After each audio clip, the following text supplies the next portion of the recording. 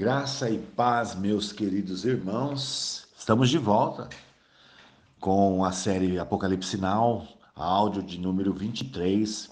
Hoje nós comentaremos o capítulo 14, meus queridos. Tá bem?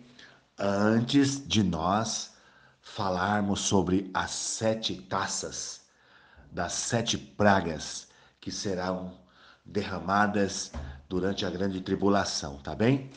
Então, antes disso, nós vamos ver 7 visões que Deus deu a João, tá bom? Antes das 7 taças, tá bem? Vamos lá? Apocalipse capítulo 14, versículo 1. E olhei, e eis que estava o Cordeiro sobre o monte Sião, e com ele 144.000, que em sua testa tinha escrito o nome dele, e o de seu pai. Estou lendo o capítulo 14, versículo 1, tá bem? No capítulo 14, nós temos 7 acontecimentos, meus irmãos. E nós vamos ver um por um, tá bem? Então você presta atenção, fique atento, porque a primeira visão ou o primeiro acontecimento é este aí que nós acabamos de ler, tá bem? A visão dos 144.000, a primeira visão. Nós já falamos sobre isso, né? Nesse capítulo dá uma noção melhor a respeito de quem é os 144.000, tá bem, meus queridos?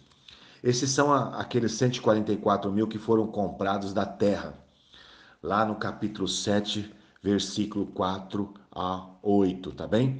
E que foram assinalados em suas testas o nome do Cordeiro e o de seu pai, tá bem? Então o Senhor separou 144.000, 12.000 de cada tribo, tá bem? Para evangelizar o mundo durante a grande tribulação, principalmente os judeus, tá bem, meus queridos? Principalmente os judeus. Eles não fazem parte da igreja, esses 144.000, são israelitas, tá bom? A igreja Testemunha de Jeová, que não é uma igreja, é uma seita, ensina que só 144.000 vão ser salvos, vão entrar no reino, tá bem?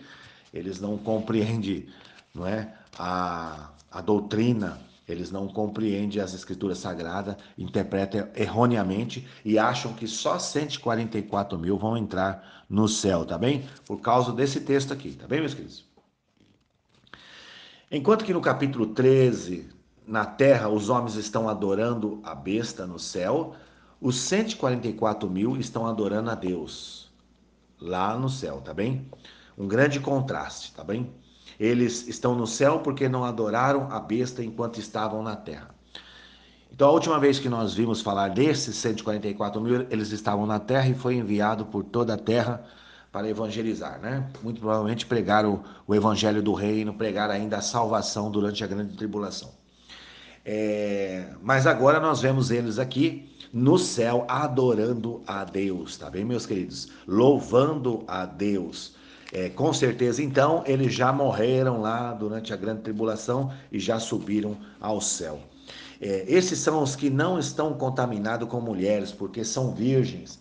Se você ler em Apocalipse capítulo 14, tá bem? Versículo 2. E ouvi uma voz do céu, como a voz de muitas águias e como a voz de um grande trovão. E uma voz de arpista que tocavam com a sua harpa e cantavam um como cântico novo. Versículo 4. Esses são os que não se contaminaram com mulheres, porque são virgens, tá bem, meus queridos? Então, o que acontece? Tá bem? Muitas são as interpretações dessa passagem, meus queridos. Uns veem nesse texto uma oportunidade para defender o celibato. Então, algumas pessoas que acreditam no celibato, tá bom? Principalmente dos padres, né, o catolicismo, aproveita e usa esse texto aqui para dizer que os escolhidos eram celibatários, ou seja, virgens, tá bem? Outros afirmam que, embora casados, eles não tiveram nenhum contato sexual ilícito, ou seja, pecado de adultério, tá bem? Outros ainda afirmam ser um grupo formado só por crianças, por isso que eles ainda não tinham tido sexo, né? Feito sexo, tá bem? Mas na verdade é uma só, meus queridos. O texto é bem claro, tá bem? A regra é clara, né? Versículo 4, vamos ler? Esses são os que não se contaminaram com mulher porque são virgens. Então, na verdade, são homens adultos, tá bem? Que, como Paulo fez, como Jesus fez e tantos outros fizeram, eles resolveram não se casarem e não é, ter relação sexual. E Deus deu graça para isso acontecer, tá bem? Então eles foram separados, tá bem? Eles foram separados, tá bom? Para a obra, uma obra diferente, né? O apóstolo Paulo também não se casou e Deus chamou ele para uma obra maravilhosa. Jesus também não, João Batista também não, tá bem? Elias também não, diversos outros, né?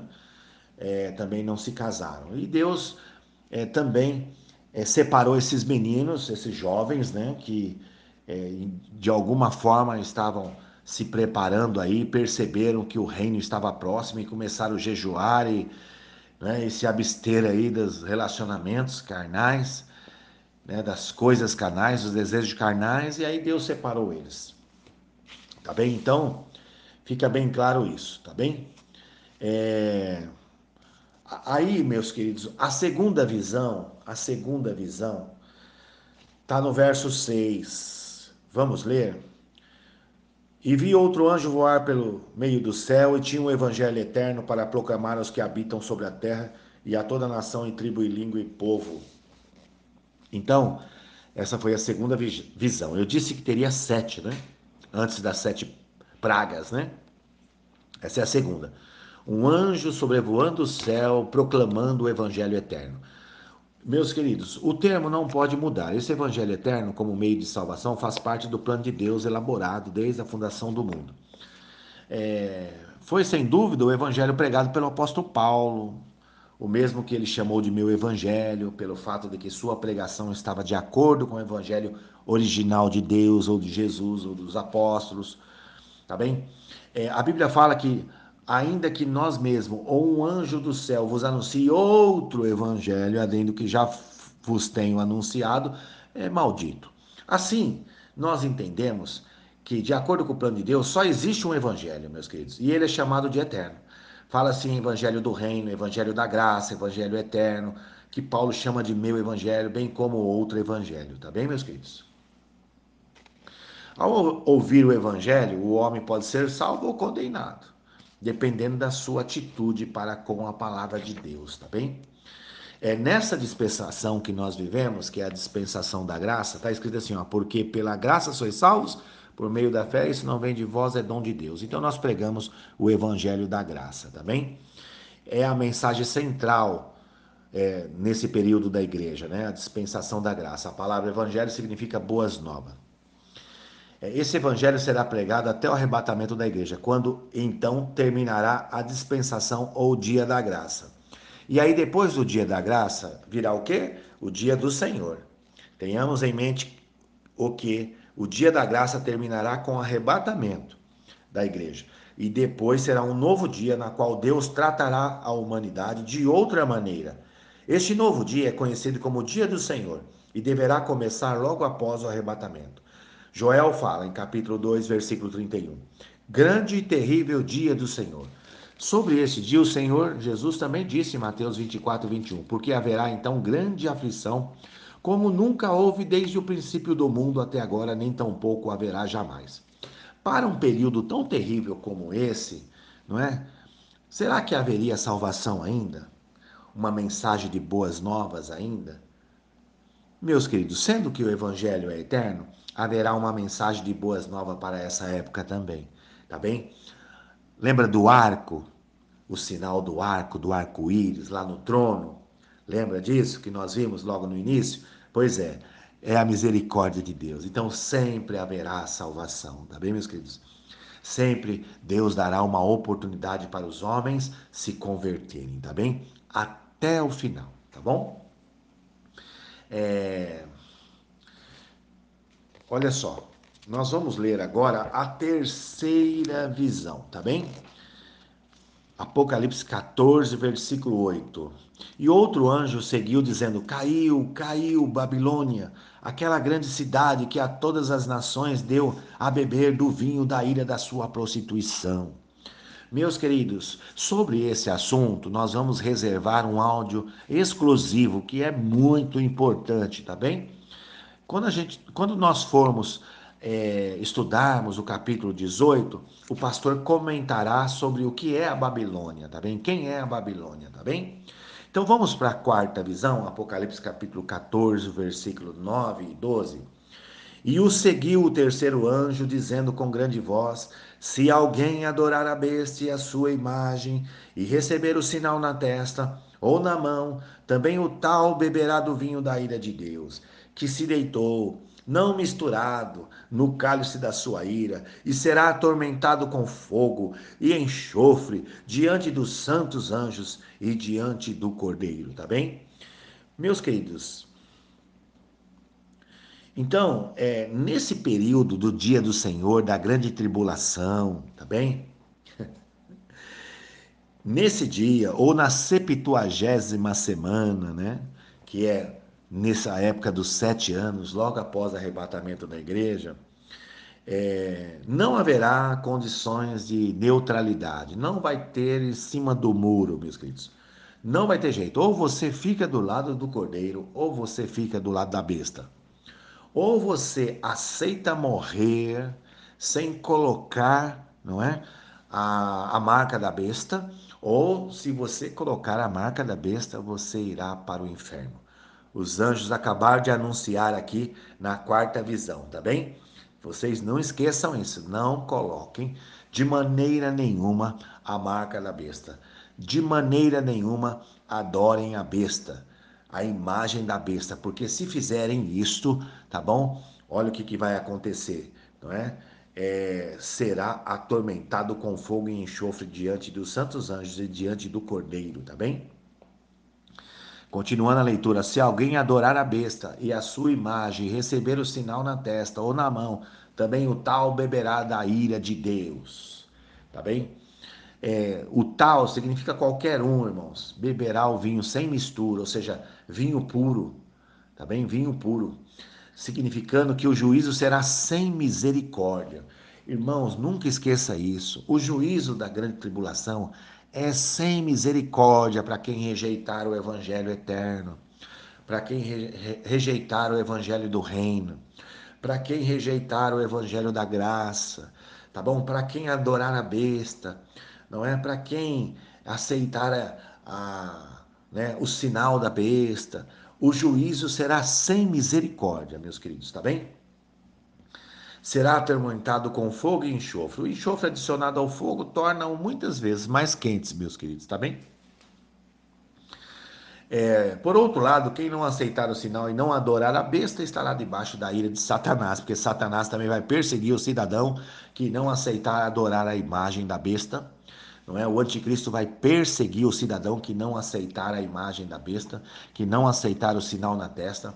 O anticristo e o seu exército e aquele império romano renascido das trevas, tá bem, do inferno, irá perseguir então as pessoas que não aceitarem. Mas o que vai acontecer? Deus vai guardar essas pessoas, vai esconder essas pessoas, tá bom? E no final essas pessoas serão salvas, tá bem, meus queridos? É o único meio de ser salvo nessa época, tá bem? Quinta visão, meus queridos, quinta visão, Apocalipse capítulo 14, versículo 13. E ouvi uma voz do céu que me dizia: Escreve, bem-aventurados os mortos que desde agora morrem no Senhor. Sim, diz o Espírito, para que descanse dos seus trabalhos e as suas obras o sigam. Tá bem, meus queridos? Então, durante a grande tribulação, tá bem? Durante a grande tribulação, muitas pessoas irão morrer, tá bem? E aqui o texto deixa bem claro: bem-aventurados aqueles que desde agora, nessa época, morrem no Senhor, né? Não adorando a imagem da besta, não é? Não recebendo o sinal da besta, tá bem? Diz o Espírito, para que descanse dos seus trabalhos e das suas obras e as suas obras o sigam, tá bem, meus queridos? Foi o que aconteceu com Lázaro na parábola contada por Jesus. E aconteceu que o mendigo morreu e foi levado pelos anjos para o seio de Abraão. Olha só que interessante, meus queridos. Vou contar uma história para vocês que eu aprendi com o meu professor, tá bem? Meu mestre. Uma história muito bonita que ele conta, tá bem? O professor que eu tive chamado Antônio Sebastião. Uma benção. Ele estava com a sua filha, né, na sala. Ele conta essa história, né? Que uma certa pessoa estava com a sua filha na sala e a filha perguntou para ele o que significava morrer. E como ele não tinha resposta, ele falou assim: Olha, filha, depois eu te respondo, deixa eu pensar um pouco. Aí a criança dormiu, ele levou ela para o quarto. No outro dia, a criança acordou e o pai já sabia como responder sua pergunta feita na noite anterior. Perguntou-lhe: Meu filho, ontem você não dormiu no sofá? Na sala? A criança respondeu afirmativamente, né? Ou seja, claro, pai. Então o pai perguntou novamente se você dormiu lá na sala, como é que acordou aqui no quarto. A criança disse: Por certo, alguém me trouxe para cá.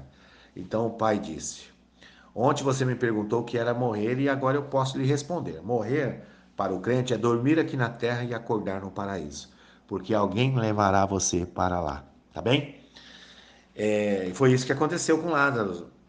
E aconteceu com o mendigo, morreu e foi levado pelos anjos para o seio de Abraão. Então, quando a gente morre aqui, quando você fechar os olhos aqui, o anjo pega e te leva lá para o terceiro céu, no paraíso. Tá bem, meus queridos? Meus queridos, nessa época da grande tribulação, não aceitar o sinal da besta e a recusa em adorá-la significa morte. Tá bem? Então, ó, Apocalipse capítulo 13, versículo 5, lembra isso. Que fossem mortos todos os que não adorassem a imagem da besta. Então, o anticristo e o falso profeta vai baixar uma lei que ordena que quem não adorar a imagem da besta seja morto, tá bem, meus queridos? Então vão ser perseguidos as pessoas. Assim, para encorajar os homens a não aceitarem aquele sinal e não adorar o anticristo, o Senhor incentivou sobre as bem-aventuranças ou felicidade de poder morrer no Senhor. Por isso que o anjo, não é, fez essa proclamação, esse anúncio que bem-aventurados aqueles que, não é, que dormem no Senhor durante esse período, tá bom, meus queridos? A sexta visão, meus queridos, Apocalipse capítulo 14, versículo 14 e 15. E olhei, e eis uma nuvem branca, e assentado sobre a nuvem, um semelhante ao filho do homem, que tinha sobre a cabeça uma coroa de ouro, e na mão uma foice aguda. Tá bem? Meus queridos, o ceifeiro aqui é Jesus, você pode ter certeza. A nuvem branca fala de juízo. E ter na cabeça uma coroa de ouro identifica-o como rei. Tá bem, meus queridos? Uma foice aguda indica que a ceifa será rápida e completa. O juízo de Deus será rápido e completo. O profeta Joel falou disto. Olha, vamos ler Joel 3,13? Lançai a foice, porque já está madura a seara. A ceifa referida por Joel representa o julgamento final, no fim da presente era. Mateus capítulo 13, versículo 39, Jesus também conta, olha, o inimigo que o semeou é o diabo, e a ceifa é o fim do mundo, e os ceifeiros são os anjos. Assim como o joio é colhido e queimado no fogo, assim será na consumação deste mundo. Mandará o Filho do Homem os seus anjos, e eles colherão do seu reino tudo que causa escândalos, e os que cometem iniquidade, e lançá-los-ão na fornalha de fogo. Ali haverá pranto e ranger de dentes. Tá bem, meus queridos? Então, é, uma das visões aqui, a sexta visão, viu-se Jesus, né, separando o joio, irmãos, o joio do trigo, tá bem? Separando os profanos, né, os idólatras, os ímpios, tá bem? Dos santos na terra. Durante a grande tribulação, meus queridos, tá bem? Bom, a sétima, meus queridos, e última visão, tá bom? Apocalipse capítulo 14, versículo 17 e 20, nós vamos ler. E saiu do templo que está no céu outro anjo, o qual também tinha uma foice aguda. E saiu do mar outro anjo, que tinha poder sobre o fogo, e clamou com grande voz ao que tinha a foice aguda, dizendo: Lança a tua foice aguda e vinde-ma os cachos da vinha da terra, porque já as suas uvas estão maduras. E o anjo meteu a sua foice à terra e vindimou as uvas da vinha da terra e lançou-as no grande lagar da ira de Deus. Meus queridos, né? Aqui nós vamos ler aqui, ó, Atos capítulo 17, 31, para entender um pouquinho melhor a respeito, né, dessa sétima visão, tá bem? Dos dois anjos, tá bom? Da foice aguda. Porquanto tem determinado um dia em que, com justiça, há de julgar o mundo por meio do varão que destinou, e disso deu certeza a todos, ressuscitando dos mortos. Está falando de Jesus, meus queridos, não é? Então, o profeta Joel falou também desse momento, ó, vinde, descei, porque o lagar está cheio, os vasos dos lagares transbordam, porquanto a sua malícia é grande, multidões, multidões no vale da decisão. Tá bem? Então, essa sétima visão é uma visão do que está para acontecer. Logo em seguida, nós vamos ver, né, nas sete taças, né? Nas sete pragas, meus queridos. Nós vamos ver também na batalha do Amargedon, meus queridos, tá bem? Quão terrível será esse julgamento no fim da presente era. E é ilustrado pelo fato que o suco das uvas se transforma, não é, como que em sangue, né?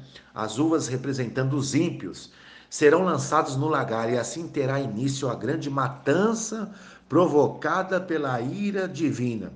Jesus sozinho pisará o lagar, como sozinho consumou a grande obra da redenção lá na cruz. Olha o que diz Isaías capítulo 63, 3. Eu sozinho pisei no lagar, e dos povos ninguém se achava comigo. E eu piseis na minha ira, e os esmaguei no meu furor, e o seu sangue salpicou as minhas vestes, e manchei toda a minha vestidura. Meus queridos, o lagar aqui é também um nome profético para o Armagedon, tá bem? É, é uma história, né? É uma batalha que nós vamos ver lá no capítulo 16, tá bem? Então, no capítulo 16, o pastor vai explicar melhor sobre a batalha do Armagedon. Meus queridos, será a maior de todas. Se juntar todas as guerras mundiais, não dá, tá bem? A quantidade de pessoas mortas, tá bem? É enorme, é enorme. Só para vocês terem uma ideia, a Bíblia fala que vai passar 7 meses enterrando os corpos. Tá bem? Lá no capítulo 16, nós comentaremos mais a respeito dessa batalha do Armagedon. Nós também vamos comentar, né, no capítulo 15 sobre a Babilônia, tá bem? Então, assim, pode ficar tranquilo que a gente vai procurar não deixar passar nenhum detalhe, tá bem? Deus abençoe vocês em nome de Jesus e até o próximo áudio.